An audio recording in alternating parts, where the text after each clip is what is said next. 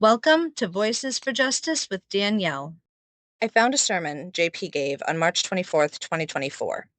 So I looked over all the records received from Myrtle Beach Police and Horry County to see if there are any parallels, since JP preaches about what's happening in his life. This is from a police report that occurred March 24th, 2024, but was reported on March 26th, 2024. It occurred at Mica's 2323 Margarita Drive address. Other involved, Tim Moore. The narrative states, on March 26th, 2024, at approximately 10:33 hours. I, PFC Manette, was dispatched to 2323 Margarita Drive in reference to a suspicious call. When arriving on scene, the complainant met with responding officer in her apartment, 513. The complainant advised she had found a tracking device located on her vehicle on March 24th, 2024. The tracking device will be collected as evidence at this time. Co-owner Timothy K. Moore heads the Myrtle Beach and Charleston offices in the Low Country of South Carolina for Anthony Prieta and Associates Investigations, Inc. He is a veteran of the Greenville County Sheriff's Office and the U.S. Army Military Police Corps. Tim accumulated 10 years of law enforcement experience before opening the Myrtle Beach office in 2008, which has grown to be the premier private investigation company in the Low Country with over 100 cases per year. A South Carolina native, Tim served 4 years as a U.S. Army military policeman. After finishing his military police training, he was stationed in Korea, where he gained extensive knowledge, providing physical security and executive protection for high-ranking military officers and civilian dignitaries.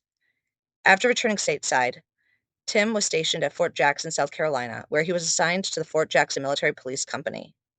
He served as a patrol officer and an AWOL apprehension officer, where he would track down, locate, and apprehend deserters from all branches of the U.S. Armed Forces. In addition to these duties, Tim graduated from the U.S. Army Special Reaction Team School. As a member of the Fort Jackson team, he served as the rappel master. During his military career, Tim was awarded 3 Army achievements. On March 24th, 2024, J.P. Miller gave a sermon where he discusses a bit of his home life with his dad. Nothing good ever happens after 12. Mark Twain said, "When I was 14 years old, my father was so dumb, I could hardly stand to be around him. But when I got to be 21 years old, I was amazed at how much the man had learned."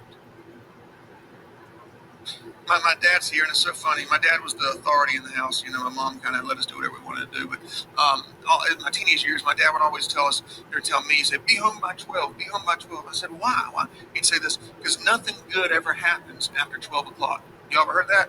Well, a lot of good stuff happened to me after 12, I'm just telling you. But anyway, whatever, but I thought I knew more than him. I can't tell you how many times I remember with my 5 kids, I've told my teenage boys when they were 16, 17, I said, "Y'all need to be home by 12 o'clock. They said, "Why?" I said, "I don't know, but I do know nothing good ever happens after 12 o'clock. You just need to get your butt home at 12, you know." It's funny. Jesus was the only teenager who actually knew more than his parents, yet he submitted to them.